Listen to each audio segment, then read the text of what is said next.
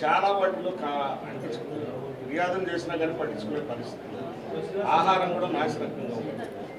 సోదరులు యాక్చువల్గా ఏంటంటే గత ప్రభుత్వంలో ఉన్నటువంటి విరిగిపోయిన పాలు కానీ కరిగిపోయిన గుడ్లు కానీ ఇప్పుడు లేవు. కావాలంటే మీరు చూడండి. గత ప్రభుత్వంలో విరిగిపోయిన పాలు కరిగిపోయిన గుడ్లు చెక్కీలు నాసిరకం వచ్చాయి. ఇప్పుడు అన్నీ మార్చాం. మీరు కావాలంటే ఎంక్వైరీ చేయొచ్చు. అలాగే అంటే ఒక వారం రోజుల క్రితం 940 అంగన్వాడీ టీచర్లు ఆయాలు పోస్టులు కూడా అనౌన్స్ చేయడం జరిగింది. కొన్ని సెంటర్స్లో లేరు అని అవి కూడా అనౌన్స్ చేసాం. అలాగే కొత్తగా 184 అంగన్వాడీ సెంటర్స్ కూడా శాంక్షన్ చేసాం.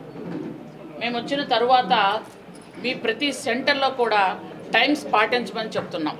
ఇక్కడ మా సెక్రటరీ గారు కూడా ఉన్నారు కాబట్టి చెప్తున్నాను.